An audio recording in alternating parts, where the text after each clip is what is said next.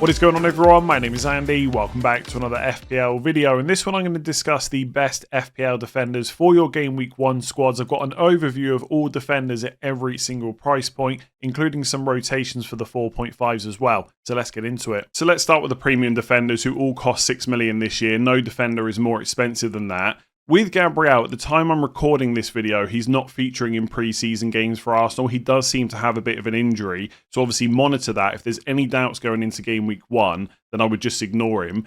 If he is fit and available, then I really like him as an option, mostly because he's nailed on the goal threat is good, and ultimately, in terms of expected goals conceded, Arsenal are the best defence in the league based off the last few seasons, and I just don't see that changing this year.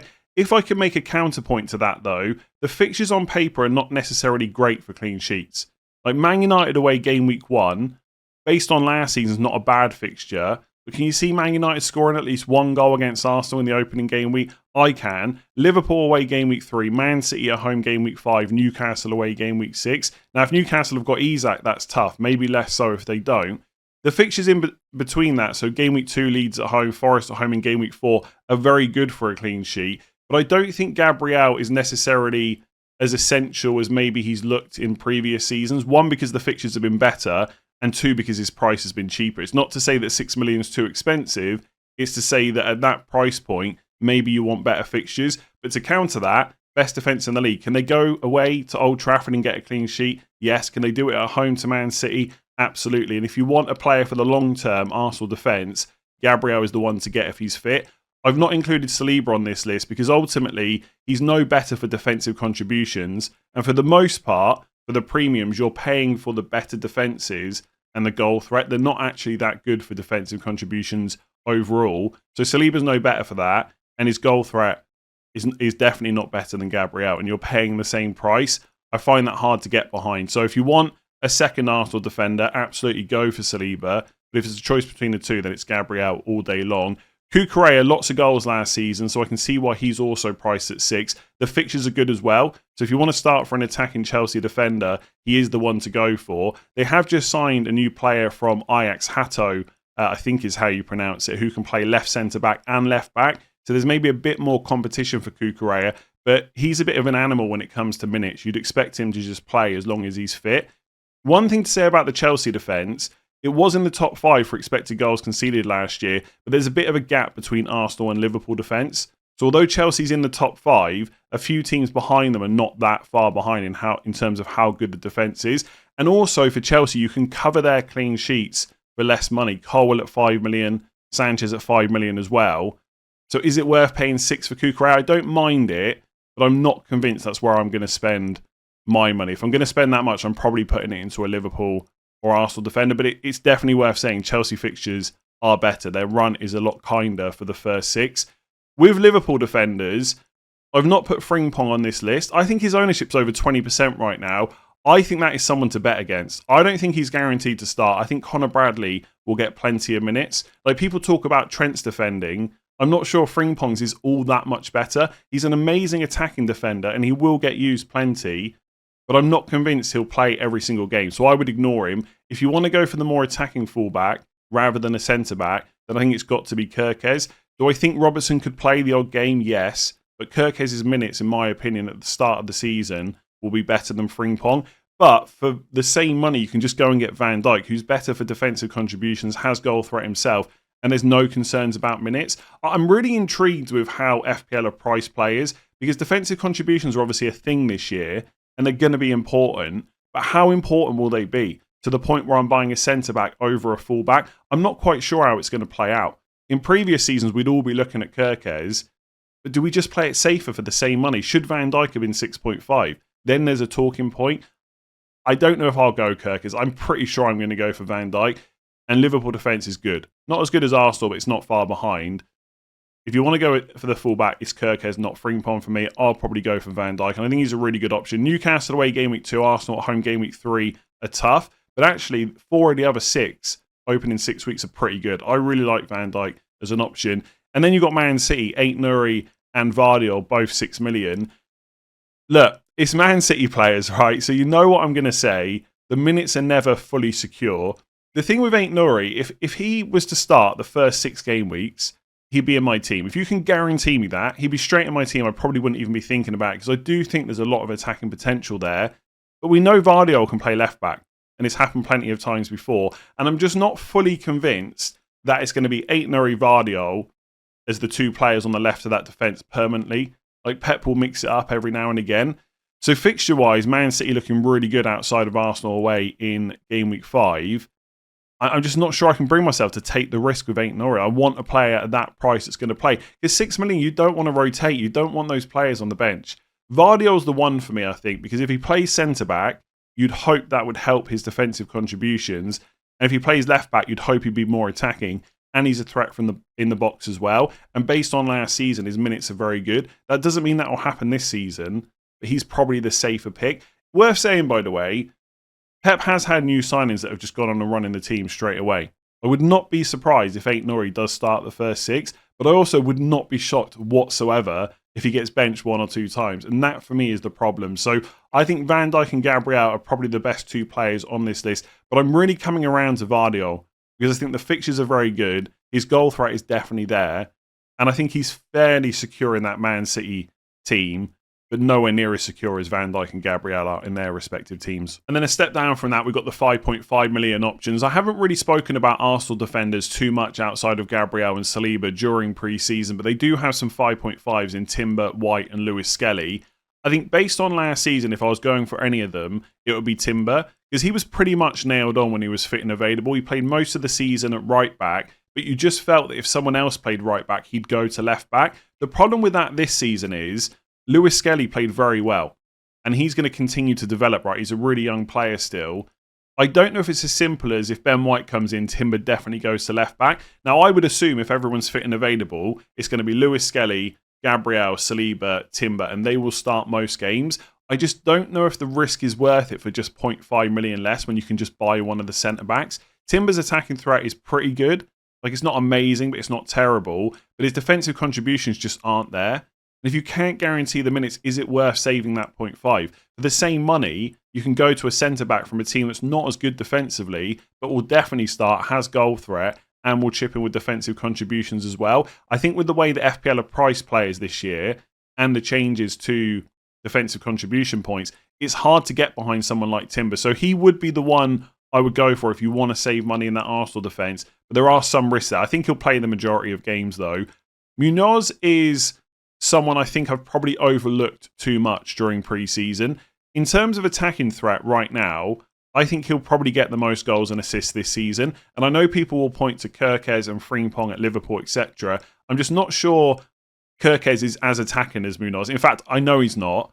And also, I don't know if the minutes are there, whereas Munoz, he pretty much plays every single game. Can those attacking returns outweigh a defender with defensive contributions? Possibly. And I think if they are going to do that, Munoz is probably the one. He will chip in with the odd defensive contribution himself as well. He averaged 7.43 defensive contributions per 90 last year, so he will pick up a few points for that as well. I really like him. I also think people are downplaying the Palace fixtures a little bit. Yes, Chelsea away is not great opening day. Forest at home's fine. If you had to play Munoz against Villa away, not a problem, by the way. He's so attacking. Sunderland at home is good, and then West Ham away in game week 5 is not bad either. Liverpool at home, fair enough in game week 6, not ideal. But this is a player last year that felt essential. You just play him in any game, and I know he's gone up a bit in price, but I think he's a really good pick. And after that Liverpool game, it's Everton away and Bournemouth at home. Not bad. Then it's Arsenal away, not great. Then it's Brentford at home, Brighton at home, Wolves away. He's a good long-term pick. He's going to get you attacking returns, the odd defensive contribution point. Don't overlook him. I will say, though, Lacroix, for 0.5 less, will also get many more defensive contribution points, and he has goal threat as well. So there's a balance to be struck there, but I think Palace are being overlooked a little bit in general, and I think Munoz might find his way into one of my drafts in the future. Tarkowski hasn't featured much in pre-season so far, but he is back in the squad. He got a few minutes off the bench in the last game Everton played at the time I'm recording this. He was amazing for defensive contributions last year. Remember, a defender only has to hit 10. He averaged 10.96 per 90 minutes. He got like 40-odd points. 44, I think it was. So even when they don't keep a clean sheet, he's going to pick up extra points. And when they do keep a clean sheet, it's going to be a big score from him. He does have some threat from set pieces, although not a huge amount of goals over the last few seasons. The fixtures are also pretty good for Everton. Leeds away, Brighton at home, Wolves away, Villa at home, West Ham at home are 5 of the first 6. Like, I just think the way FPL have done the scoring is going to sound crazy, but I think Tarkowski is just an easier pick than Timber. You've got no worries about minutes, and he's going to chip in with these extra points. I do wonder, and this is a bit of a side tangent, and I'm not quite sure how it's going to work out. I wonder with defensive contributions whether the gap has been closed a little bit between like 4.55s and then the 6 million premiums. And that's why when the game launched and some of us thought that Van Dijk would be 6.5, Gabriel would be 6.5, they haven't done that because ultimately these cheaper players are now capable of scoring close to them. And so the gap between the points they're going to score is a lot less. So someone like Tarkowski just looks brilliant. Worth saying as well, what a player did last year in terms of defensive contributions won't necessarily translate to the same this year. But it's like anything, that's all we have to go on. How they performed last year or the last couple of seasons. And Tarkowski was very good for clearances, blocks, interceptions, and tackles. Lewis Hall had obviously an injury. He really played really well last year, then got an injury. Should be back in time for game week 1. He's 5.5 because of how attacking he is. Newcastle defence was pretty good last year. Again, not great for defensive contributions. You're buying him for attacking threat. The fixtures, I don't know if they're great for defensive returns. On the surface of it, you got like Wolves at home game week 4, Leeds away game week 3 is okay, but 3 of the first 6 are away, Villa, Leeds and Bournemouth, and the home games include Liverpool and Arsenal. I think for me, if I'm looking at Palace fixtures versus Newcastle ones and the attacking threat of Munoz and Hall, I think I just pick Munoz all day long. And it's not to say that Lewis Hall won't be an option later on. I'm just not sure he's one to start with in game week 1. Murillo, like Tarkowski, very good for defensive contributions. The only worry about Forest defence is the numbers were slipping in the second half of last season. I was monitoring it as the season went on, and they kept dropping down and down the list. Now, is that a sign of things to come this year? Will they be fine because the fixtures are so good to start the season? Who knows, right? But ultimately, he's like Tarkowski. He's going to pick you up a lot of extra defensive contribution points. And I think even if the defence isn't as good as it was at the start of last season, the fixtures are very good. Brentford at home, Palace away, West Ham at home first 3, Arsenal away not great in 4, then Burnley at home, Sunderland at home. I feel like you could just play him in most of those games and not worry about it. Milenkovic at Forest is also an option for the same price. He has slightly better goal threat, but slightly worse for defensive contributions. So that's why I'd probably go for Murillo. But you could go for the other one. You could go for either, or maybe even a double up if you really want to go for Forest defensive double up. And then Porro like Munoz, I've probably overlooked too much. The fixtures are really good for Spurs. Burnley at home, game week 1. City away in 2 is not great. Then Bournemouth at home, West Ham away, Brighton away, Wolves at home. He might chip in with the odd defensive contribution point, but more so you're going for him for attacking threat. I think you look at Porro for a few reasons. 1, attacking threat. 2, fixtures. And also 3, if you think there's going to be a big improvement in defensive returns because Thomas Frank is there. Because ultimately, Spurs were an awful defence last year. There has to be some improvement, surely. So he could be the one to go for. There was like some, stuff going around after the first couple of games that Udogie was going to be the more attacking defender. But surely Thomas Frank's going to see how good Porro is going forward and use that to his advantage. So I like him. The thing you've got with players like Porro is you can pick up 4.5 million defenders from Spurs. And it's hard to convince yourself the extra million is worth it. But he is capable of those attacking returns. And in the first 6 weeks, that could massively play out. So if you want to go for a different 4.5, you could pick up Porro. So I would say Munoz, Tarkowski, Murillo and Porro I'd probably look at. Hall I think I'm ignoring, and if I'm going Arsenal, I'm just paying more for Gabriel. So because of defensive contributions, the £5 million defender price bracket this year is really interesting because had the scoring been the same as last year, I would just ignore all these players and go straight down to the 4.5 million bracket to cover the clean sheets. But now we've got players that will pick up those extra points or are potentially a little bit more attacking. So let's run through them. Collins and Lewis Potter at Brentford. Lewis Potter got converted to a defender because that's where he played most of last season, but that's not his normal position. He's an attacker, right, playing off the left. So if Rico Henry can get fit and stay fit, he will presumably become first choice left back as he was before injury, and then maybe Lewis Potter goes and plays in that front 3.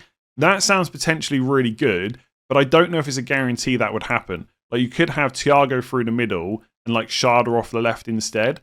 And I don't know if Lewis Potter would then go and play on the right. and I just don't know if his minutes are completely secure. If you're a Brentford fan, by the way, leave a comment below and let me know. So there is potential to get excited about Lewis Potter at that price point, but I don't know if the minutes in an attacking role are secure. And again, you've got that discussion about whether you should even go for him when you can pick up Collins, who's absolutely nailed and very good for defensive contributions. He put up 9.24 per 90 minutes last year, so he's going to pick you up those additional points. And I think at 5 million, because of those defensive contribution points, you can consider rotating these players like you would with the 4.5. So you look at Brentford's fixtures. Forest away in game week 1, not bad. Villa at home in game week 2 is okay. Sunderland away in game week 3 is pretty good. Chelsea at home difficult in 4, then Fulham away, Man United at home. It's not an amazing set of fixtures, but you could rotate him with some of your other defenders, and he will pick up those additional points. I know everyone's really down on Brentford. They think they might get relegated this year. I'm not sure it's going to be quite as bad as everyone is making out, as I've said before. So both those players worth looking at. Colwill at 5 million, I did mention that you can cover the Chelsea defence for less than Cucurella. He's not all that exciting as an individual option, though, compared to some of the other 5 millions. The fixtures are good, so I don't mind it, but he's not great for defensive contributions, not as good as you think he would be. And his attacking threat, again, is okay, but it's not amazing. So Colwill's kind of, I don't know, it feels like a bit of a vanilla pick. Like, he's fine, but there's other players at this price bracket who will pick you up the extra. Maybe I should start saying DC points instead of defensive contributions all the time, but also have more attacking threat as well. So I don't mind Colwill because of the fixtures, but that's why I've said in the past he's not a player to get excited about, I would say. Lacroix is basically your drop down from Munoz, not quite as attacking, but does have some goal threat from set pieces, and he's very good for defensive contributions. Last year, he averaged 10.02 per 90, and again, you could rotate him in. Some of those fixtures for Palace are nowhere near as bad as people keep saying. I really like Lacroix. Like, I would pick him, I think, over Colwill, despite the fact that a couple of the first opening fixtures aren't as good, because I would get that goal threat and those defensive contributions. Nico Williams is interesting. I've seen other people talk about him. I'd barely given him a thought because of how good I think Murillo could be. But ultimately, for 0.5 less, you've got covering the same clean sheets. The fixtures are good, as we've discussed. So if they get a clean sheet, doesn't matter how much your money is, as long as you're playing, you're getting it. So for 0.5 less, you get the clean sheets. He's not bad for attacking threat. He's also not bad for defensive contributions. 8.72 per 90 minutes. And he should be nailed in that Nottingham Forest defence. They do have Europe this year. Maybe that will have an effect on how they play in the league. Like I said, the defensive numbers did dip last year. But I quite like him. Like, as a player to bring in and target for the first 6 and then maybe move on, he's quite nice. If you want someone longer term that you're just going to leave in, then probably just go for someone like Lacroix. But I quite like him. If you want to cover the Forest potential clean sheets with the potential for some defensive contributions as well and some attacking threat, I think Nico Williams is pretty good. And then Romero is your drop down from Porro, better for defensive contributions, better for goal threat from set pieces. I think with Spurs, I wouldn't say you have to cover their defence, because obviously you don't, and they were terrible last year, but they are surely going to improve, and the fixtures are good. I don't think you can go wrong with any of them, Van der Ven, Romero, or Porro, if I can remember the name. Romero is more expensive than Van der Ven because presumably they're expecting better defensive contributions from him, clearances and stuff like that, and his goal threat is better, so he might be worth paying for. And also he's absolutely nailed. I've seen some Spurs fans speculate that maybe like Danso could play instead, who by the way is great for defensive contributions, but I think Van der Ven will play. Either way, Romero's your absolutely nailed choice with good goal threat and good defensive contributions. I don't mind it if you want to go for him. And Udogie is injured at the moment. He might not even be an option for game week 1. So if you want to pay that little bit more, but not all the way to Porro, Romero is good too. So on this list, Lacroix, great. I think Collins is good for defensive contributions as well. Not as good defence, though, as Palace. Colwell was a bit vanilla for me. Lewis Potter, there's some risk. Nico Williams, good. Romero, decent as well. So with the 4.5 million defenders, things are a little bit different because these players are at a price point where you can rotate them, so you don't necessarily need to put them in your team to play every single week. One thing I like to do is go and take a look at future weeks and see how certain defenders fit in. So you already know by now you can get your team rated for free over on the My Team tool on Fantasy Football Hub. But what I like to do is change it to 1 game week at a time that is showing rather than 3, and then just run through the weeks to see how the defense looks. And if there's any weeks where it looks awful, could I change defenders in order to make that look better? So for this particular draft, I've got loaded up, not necessarily my latest one. Game week 1, Murillo Brentford at home, Van de Ven Burnley at home, Cons and Newcastle at home. That looks okay. Newcastle at home, not an amazing fixture, but not terrible either, especially for a 4.5 million defender, not taking up too much of my budget. Game week 2, Murillo Palace away, Lacroix, Forest at home, and then Cons Brentford away. Again, not amazing, not terrible. Is there a better 4.5 I could put there? Game week 3, Agbadou, Everton at home, Cons Palace at home, Murillo, West Ham at home, etc. So definitely check out that tool if you haven't already. I've split the 4.5s into defensive contribution monsters, or I guess just players that are slightly better, and then just the rest. So for this list, we've got Senesi at Bournemouth, Anderson at Fulham, Agbadou at Wolves, Pinnock at Brentford, although I don't think he's nailed on anymore. Collins is nailed on, but Vandenberg could play alongside him. It's not necessarily always Pinnock. If we found out that Pinnock was nailed again, his defensive contributions are great and he's got good goal threat. For 4.5, I would pick him over Collins. But in terms of minutes right now, you've got to go for Collins instead, I would say. Richards at Palace. So like Spurs, Palace have got options at each price point. Munoz, Lacroix and Richards as well at 4.5. And then Kilman from West Ham. Senesi at Bournemouth. Again, I don't know if he's 100% nailed. Howson has gone, so you'd assume he would come back in. But they've also got Hill there. They might sign another player. So he's a potential for game week 1, but we need to keep an eye on that. 9.58 defensive contributions per 90 minutes. Bournemouth defence was pretty good. Not that far behind Chelsea last season in terms of expected goals conceded. Anderson at Fulham again, 9.56 defensive contributions per 90. We've seen him score goals before as well, especially at Crystal Palace. Fixture-wise, probably not quite so good. Like Brighton away, Man United at home, Chelsea away, first 3 not great. Leeds at home, Brentford at home, 4 and 5 look better. I think overall, I probably outside of the Liverpool game prefer Bournemouth fixtures. Agbadou, I'm really interested in. He put up 9.18 defensive contributions per 90. I think we'd need to see a bit of improvement in Wolves' defence for the clean sheets, but he's going to pick up additional points. He is nailed on, and they've got some really nice fixtures longer term. So if you've got a few defenders you can play most of the first few weeks, and you just want someone at 4.5 sat on your bench waiting for later on as a longer term pick, he might be the one. So if I bring up my team here with Agbadou in and just go to the fixtures. Okay, 1 and 2, Man City at home, Bournemouth away, not great. Everton at home, perfect, play him in that. Leeds at home, perfect, in game week 5, play him in that. Spurs away in 6, not great. Then you got Brighton at home in 7, Sunderland away in 8, Burnley at home in 9. And okay, Fulham away and Chelsea away, not amazing, but then it's Palace at home. So there's plenty of fixtures you can weave him into without having to play him every week. So I really like Agbadou. Richards is not that far behind Lacroix. I would say he doesn't have as much goal threat, but in terms of defensive contributions, he's quite high. So if you're looking at Palace defending, I don't really want to spend that much money, and I'm going to look at defensive rotations in a minute. Richards is not bad. Better than Gay. Now, Gay is absolutely nailed on, but I'm pretty sure Richards is as well. So he's not a bad pick. And then if you don't want to go for Wan-Bissaka at West Ham and you want to go all in on defensive contributions, then it's probably got to be Kilman. Sunderland away game week 1, Forest away in 3, Palace at home in 5, Everton away in 6, 8.79 defensive contributions per 90. I think given longer term fixtures and minutes and defensive contributions, Agbadou is definitely quite high up this list for me. Pinnock would definitely be in if I could be sure he was nailed, but I just don't think you can. Richards is good. And then Anderson and Senesi, it depends how often you need to play them. So definitely go through, look at the more premium players, 5.5s and 6 that you've picked, and just look at which weeks you might need someone to fill in.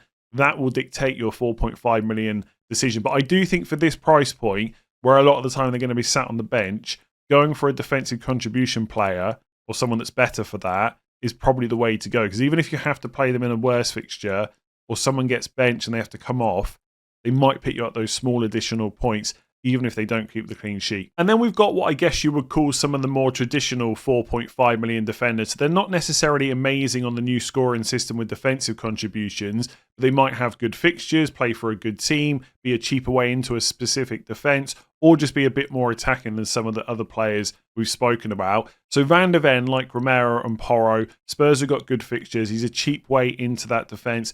And when you see in a minute the defensive rotation, Spurs rotate quite a lot, with a bunch of teams, primarily because their personal fixtures are so good. And so most of the time you're probably playing the Spurs player. But outside of Man City away in game week 2, things look pretty good for the first 6 game weeks. And I'm fairly sure he will be nailed on. Also worth saying, I think I mentioned earlier, defensive contributions might not be exactly the same this year as they were last year. I'm sure some of the players that were great last year will still be great this season. But obviously for Spurs, they got a new manager. They are not going to defend in the same way as they did under Ange Postecoglou. That might push the numbers of Van der Ven and Romero up. So it might be that Van der Ven ends up being a really good option for the new scoring system. We just don't know right now. But either way, he's a cheap way into that Spurs defence. Konza picked up hardly any defensive contribution points last year. He's not great for it. But if you want a 4.5 that you can just play most weeks, Konza's pretty good for that at the start of the season. Newcastle at home, Brentford away, Palace at home, Everton away, Sunderland away, Fulham at home. That's the first 6 fixtures. If I knew that Maatsen or Luca Dean were absolutely nailed on, I'd look at them instead. I can't know that. So Konza at 4.5 is definitely an option. The Kuiper at Brighton, we've spoken about quite a lot in pre-season videos. His underlying numbers at his previous club were great. Will he be given that much license to go forward? Will he find it as easy in the Premier League? Will he be nailed on? We don't know. I see him as a bit of a risk right now. I will check out the last couple of Brighton pre-season games to see how he plays. But I think a lot of us are just worried it's another Barco situation from last year. And if you don't know what happened there, he was 4 million. There was lots of hype about him. I had him in my squad. And he basically got loaned out. So he didn't even play at all. I don't think De Kuiper's getting loaned out. But I don't think we can be sure he's going to play 90 minutes week in, week out. Dorgu is an interesting one from Man United. Again, traditionally, if you had a 4.5 million player playing as a wing-back, that would be really interesting. But he's not going to be great for defensive contributions. And Man United defence was poor last year, and the fixtures are not great to open up. Arsenal at home in 1, Man City away in 4, and Chelsea at home in 5. Even like some of the other fixtures, Fulham away in 2, Brentford away in 6, these are not going to be easy for clean sheets. But he should be pretty much nailed as that left wing-back. There's no Europe to worry about either. So he's going to play pretty much every week. And he could rotate into for some games, like Burnley at home in game week 3. I just think when you look at Man United, you've really got to be sure you want a player that you're only going to play a couple of times. Like Burnley at home in 3, Sunderland at home in 7. The fixtures outside of that for clean sheets just don't look great. He has scored in pre-season. I know people are going to start talking about him a bit more. And 4.5 for a wing-back is nice. But for 4.5, you can get defenders with better fixtures in better teams and better on defensive contributions. Dorgu really needs to up those attacking returns to be worthwhile. So I'd probably dodge him at the start unless you really want a Man United defender. Gay, like Richards, is 4.5 and should be nailed on in that Palace defence, unless he gets sold, of course. But Richards is actually better for defensive contributions again. So if they both get the same minutes, I'd probably bank on Richards being a slightly better option. And if you don't want Kilman, because you're sick of hearing about defensive contributions, which would be fair enough, then Wan-Bissaka, fairly attacking in that West Ham team. Will they improve their defence in terms of clean sheets this year? Not so sure. We'll have to wait and see.